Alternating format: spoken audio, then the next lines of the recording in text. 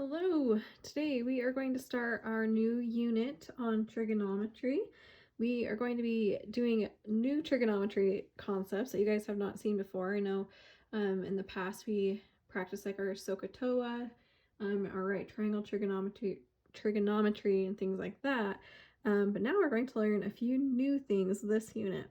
The first thing we're going to do is learn how to do the area of a triangle, which you guys are like, wait, I've already learned how to do an area of a triangle. It's super easy.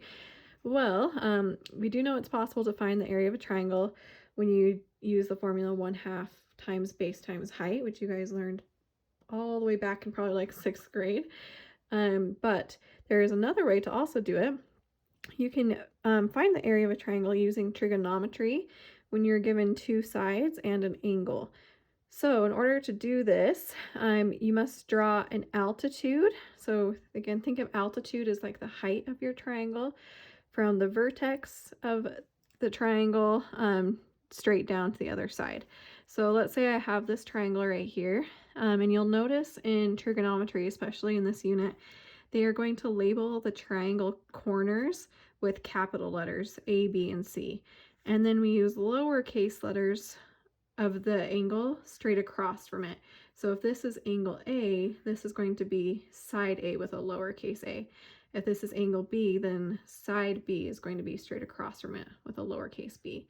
And then same with C. Here we have an uppercase C for the angle, straight across will be lowercase c for the side. So if we start with this triangle with angles A, B, and C with capital letters, and side lengths little a, b, and c, where they're opposite from the sides and the angles. If we construct or draw an altitude or height going straight down from our triangle, so that it creates a right angle right here. So again, this is what we call an altitude or a height. So we'll use the letter H to represent the height there. If we draw that from the vertex straight down, we have now two triangles. We have this smaller one and then this bigger one. So thinking back to SOHCAHTOA, if I wanted to find like a side of this triangle and I know two of my sides and an angle, I can use SOHCAHTOA. So let's set up sine going from this angle. If I'm coming from angle A and I look at the opposite side is what I'm trying to find, and maybe I know what this length C is, those two letters would be the opposite side and the hypotenuse. Well, the opposite and the hypotenuse go to sine. So if we set up sine of our angle, we get H over C, which is what I have right here. And if I want to try and figure out what that height is, let's say I'm trying to solve for H here, I want to get rid of the C by timesing it over. So my first step would be to times by C on each side so that those cancel, and I get C times sine of A is equal to my height. So that is how we're going to be coming up with our area of our triangles. So kind of similar to SOHCAHTOA. And if we think back to your old formula for the area of a triangle, 1/2 times base times height, well, we can use this height that we just found. We just figure out that H, this guy right here, height, can be replaced with C times sine of A. So I'm going to replace this with C times sine of angle A. And so we still have the 1/2 times the base times now sine C times sine of angle A instead of the height.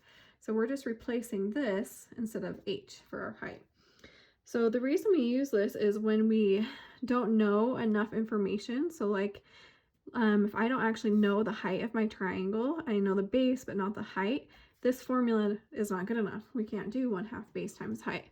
But if I know my angle and the base, then we can do it. So kind of side note, this is actually how they found the height of the pyramids, the Egyptians, way back thousands of years ago. So this formula can work for any kind of triangle, which is nice too. So it works for acute, obtuse, and right triangles. Okay. So depending on how your triangle is labeled, so we have our A, B, and C, depending on what sides you're given and you have or what angle you know, you can interchange your angles and your side lengths. So this is the one that we just looked at, the 1/2 B times C times sine of angle A. You'll use this one when you know angle A and sides B and C. But let's say you're given angle B. Notice the formula is now A times C times sine of angle B. And if I have angle C, then I'm using sides A and B. So you'll notice that the sides are always the opposite letters of the angle. So if I have angle A, I'm using sides B and C. If I have angle B, I'm using sides A and C. So that's kind of a little trick to help you know which formula to use. Other than that, they all have the 1/2, they all have the sine. It's just going to be these sides and the angle that interchange. So again, just remember the lowercase is for the side lengths, uppercase is for the angles of the triangle. And then also make sure your calculator is in degree mode. I had some of you guys freak out when you were trying to do your homework problems last unit and you were doing everything right, but your calculator is giving you the wrong number, and that's because it was in the wrong mode. So to check the mode, you're going to go to the mode button on here, and the third row down, notice it says radian or degree. We want this degree to be highlighted. So if it's not, just go with your arrow keys and make sure to go over to degree and push enter, and you'll be good to go. So make sure it's in degree mode and you'll be just fine. So let's look at a couple questions. I know it seems kind of weird to think about right now. We're going to find the area of a triangle given this information. So I am a visual person. I always like to draw a triangle, and I don't care like if it's accurate or not with like sides and the numbers if they match up. I'm just going to label A, B, and C. And if this is angle A, remember this is little a. If this is angle B, I'm going to come straight across. This will be little b. And if this is angle C, this is going to be little c. And then I'm just going to fill in the information they gave me. So side A, that's lowercase a, is 11. Side B, remember little b, is 5. And then they gave us angle C, which is this guy right here, is 20 degrees. So when you're doing these problems, you do want them to be a side angle side, where we have the two sides with the angle in between them. That is going to be the type of information you need to do this problem, and also how you'll know how to set it up. So this time we're given angle C, not angle A. So I'm going to look back at my formulas. If I know what angle C is, then I want to use this formula that uses angle C. These two formulas won't help me because I don't know what angle A or B are. So we want to use the formula that the area equals 1/2, and then our two sides, which we were given, A times B, times sine of your angle C. And then we just literally plug and chug. We know all this information. So my area is going to equal 1/2, and then A was 11, B is 5, and then we have sine of 20 degrees. And then that is the hard part. Your calculator is going to do the rest for you.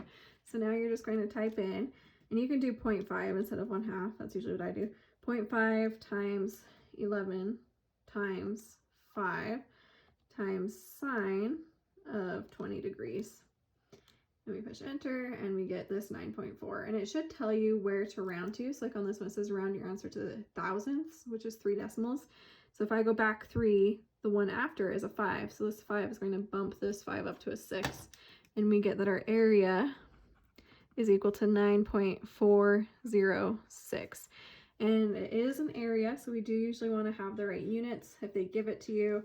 This one didn't give us what the unit was, so we would just say the area is in units squared. Okay, let's try another one.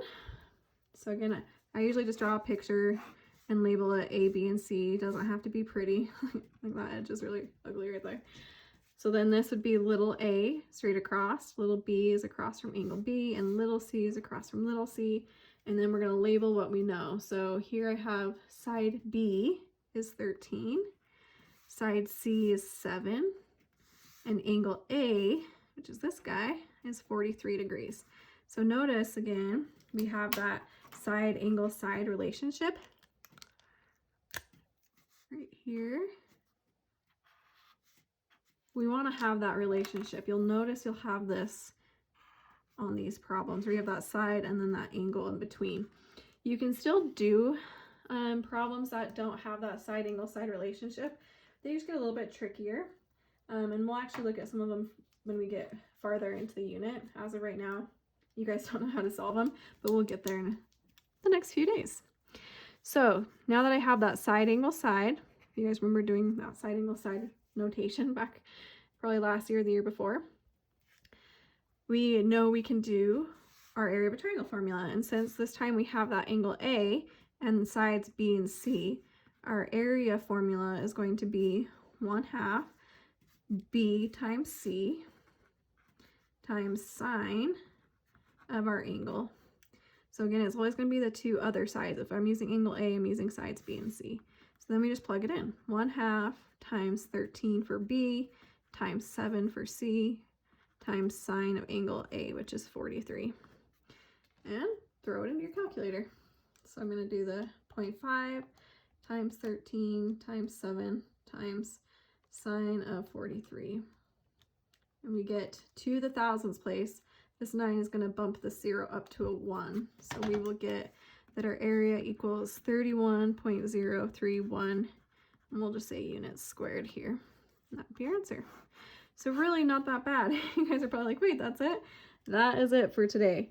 So when you're doing these, you first just want to label and draw your triangle. Make sure you have that side angle side pattern where you have a side, the angle in between, and then the other side. And then pick the formula that matches. And if you have the side angle side relationship, it's just going to be 1/2 times the two sides times sine of your angle. And you can kind of just memorize that. And it goes super fast. Really, the calculator does all the hard work for you. You just need to type it in. And that is it. So let me know if you guys have any questions. Feel free to shoot me an email and we can go over any questions that you guys have. But I hope you guys are happy and safe and healthy, and I'll talk to you later. See ya.